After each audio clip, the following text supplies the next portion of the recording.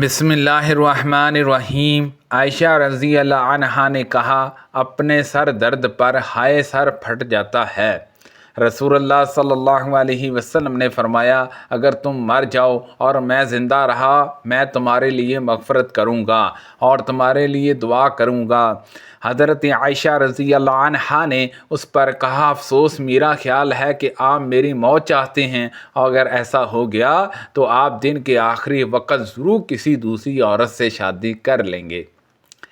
ان حضرت صلی اللہ علیہ وسلم نے فرمایا، تو نہیں، بالکل میں اپنا سر دکھنے کا اظہار کرتا ہوں۔ میرا ارادہ ہوا تھا کہ ابو بکر اور ان کے بیٹے کو بلا بھیجوں اور انہیں ابو بکر کو خلیفہ بنا دوں، تاکہ اس پر کسی دعویٰ کرنے والے یا اس کی خواہش رکھنے والے کے لیے کوئی گنجائش نہ رہے۔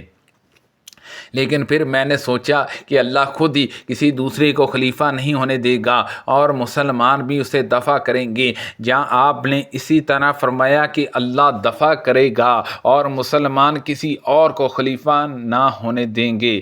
حضرت عمر رضی اللہ عنہ جب زخمی ہوئے تو ان سے کہا گیا کہ آپ اپنا خلیفہ کسی کو کیوں نہیں منتخب کر دیتے؟ آپ نے فرمایا کہ اگر کسی کو خلیفہ منتخب کرتا ہوں تو اس کی بھی مثال ہے کہ اس شخص نے اپنا خلیفہ منتخب کیا تھا جو مجھ سے بہتر تھے، یعنی ابو بکر رضی اللہ عنہ، اور اگر میں اسے مسلمانوں کی رائے پر چھوڑتا ہوں تو اس کی بھی مثال موجود ہے کہ اس بزرگ نے خلیفہ کا انتخاب مسلمانوں کے لیے چھوڑ دیا تھا جو مجھ سے بہتر تھے، یعنی رسول کریم صلی اللہ علیہ وسلم۔ پھر لوگوں نے آپ کی تعریف کی، پھر انہوں نے کہا کہ کوئی تو دل سے میری تعریف کرتا ہے، کوئی ڈر کر۔ اب میں تو یہی غنیمت سمجھتا ہوں کہ خلافت کی ذمہ داریوں میں اللہ کے ہاں برابر برابر ہی چھوٹ جاؤں، نہ مجھے کچھ ثواب ملے اور نہ کوئی عذاب۔ میں نے خلافت کا بوجھ اپنی زندگی بھر اٹھایا، اب مرنے پر میں اس بار کو نہیں اٹھاؤں گا۔ نبی کریم صلی اللہ علیہ وسلم کے پاس ایک خاتون آئی اور کسی معاملے میں آپ سے گفتگو کی۔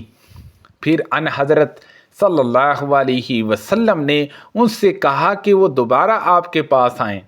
انہوں نے عرض کیا، یا رسول اللہ صلی اللہ علیہ وسلم، اگر میں آؤں اور آپ کو نہ پاؤں تو پھر آپ کیا فرماتے ہیں؟ جیسا ان کا اشارہ وفات کی طرف ہو۔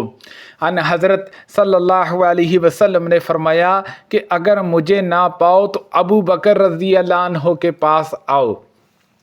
حضرت ابو بکر صدیق رضی اللہ عنہ نے قبائل بزخہ کے وفد سے، جو ان حضرت صلی اللہ علیہ وسلم کی وفات کے بعد مرتد ہو گیا تھا اور اب معافی کے لیے آیا تھا، فرمایا کہ اونٹوں کی دموں کے پیچھے پیچھے جنگلوں میں گھومتے رہو جہاں تک کہ اللہ تعالیٰ اپنے نبی صلی اللہ علیہ وسلم کے خلیفہ اور مہاجرین کو کوئی امر بتلا دے جس کی وجہ سے وہ تمہارا قصور معاف کر دے۔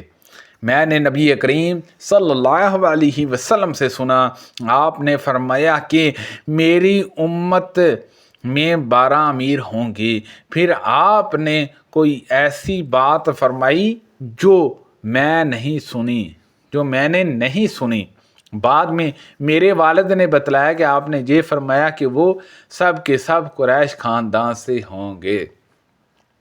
رسول اللہ صلی اللہ علیہ وسلم نے فرمایا، اس ذات کی قسم جس کے ہاتھ میں میری جان ہے، میرا ارادہ ہوا کہ میں لکڑیوں کے جمع کرنے کا حکم دوں، پھر نماز کے لیے اذان دینے کا، پھر کسی سے کہوں کہ وہ لوگوں کو نماز پڑھائے، اور میں اس کے بجائے ان لوگوں کے پاس جاؤں جو جماعت میں شریک نہیں ہوتے اور انہیں ان کے گھروں سمیت جلا دوں۔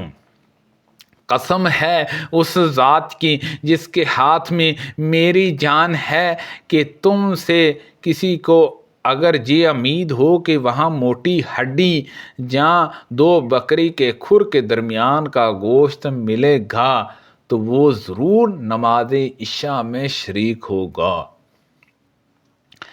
عبداللہ بن کعب بن مالک رضی اللہ عنہ کے نبینا ہو جانے کے زمانے میں ان کے سب لڑکوں میں یہی راستے میں ان کے ساتھ چلتے تھے نے بیان کیا کہ میں نے کعب بن مالک رضی اللہ عنہ سے سنا، انہوں نے کہا کہ جب وہ غزوہ تبوک میں رسول اللہ صلی اللہ علیہ وسلم کے ساتھ نہیں جا سکتے تھے، پھر انہوں نے اپنا پورا واقعہ بیان کیا اور ان حضرت صلی اللہ علیہ وسلم نے مسلمانوں کو ہم سے گفتگو کرنے سے روک دیا تھا تو ہم 50 دن اسی حالت میں رہے۔ پھر ان حضرت صلی اللہ علیہ وسلم نے اعلان کیا کہ اللہ نے ہماری توبہ قبول کر لی ہے۔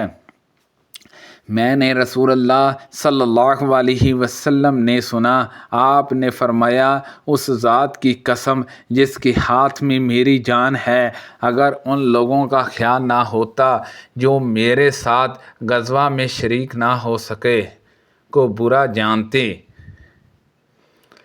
غزوہ میں شریک نہ ہو سکنے کو برا جانتے ہیں، مگر اسباب کی کمی کی وجہ سے وہ شریک نہیں ہو سکتے، اور کوئی ایسی چیز میرے پاس نہیں ہے جس پر انہیں سوار کروں، تو میں کبھی غزوات میں شریک ہونے سے پیچھے نہ رہتا۔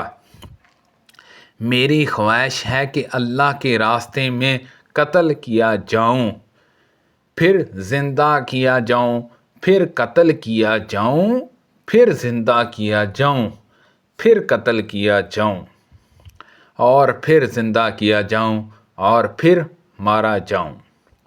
رسول اللہ صلی اللہ علیہ وسلم نے فرمایا، اس ذات کی قسم جس کے ہاتھ میں میری جان ہے، میری آرزو ہے کہ میں اللہ کے راستے میں جنگ کروں اور قتل کیا جاؤں، پھر زندہ کیا جاؤں، پھر قتل کیا جاؤں، پھر زندہ کیا جاؤں، پھر قتل کیا جاؤں۔ حضرت ابو ہریرہ رضی اللہ عنہ ان الفاظ کو 3 مرتبہ دہراتے تھے کہ میں اللہ کو گواہ کر کے کہتا ہوں۔ نبی کریم صلی اللہ علیہ وسلم نے فرمایا، اگر میرے پاس احد پہاڑ کے برابر سونا ہوتا تو میں پسند کرتا کہ اگر ان کے لینے والے مل جائیں تو 3 دن گزرنے سے پہلے ہی میرے پاس اس میں سے 1 دینار بھی نہ بچے، سوائے اس کے جس میں اپنا اوپر قرض کی ادائیگی کے لیے روک لوں۔ رسول اللہ صلی اللہ علیہ وسلم نے حجۃ الوداع کے موقع پر فرمایا، اگر مجھ کو اپنا حال پہلے سے معلوم ہوتا جو بعد کو معلوم ہوا تو میں اپنے ساتھ قربانی کا جانور نہ لاتا اور عمرہ کر کے دوسرے لوگوں کی طرح میں بھی احرام کھول ڈالتا۔ سبحان اللہ عز و جل۔ اللہ پاک سے دعا ہے کہ اللہ پاک ان حدیثوں پر عمل کرنے کی توفیق عطا فرمائے۔ اللہ پاک ہم سب کو صحت و تندرستی عطا فرمائے۔ کو پڑھنے میں غلطی کوتاہی ہو گئی ہو، اللہ پاک معاف فرمائے۔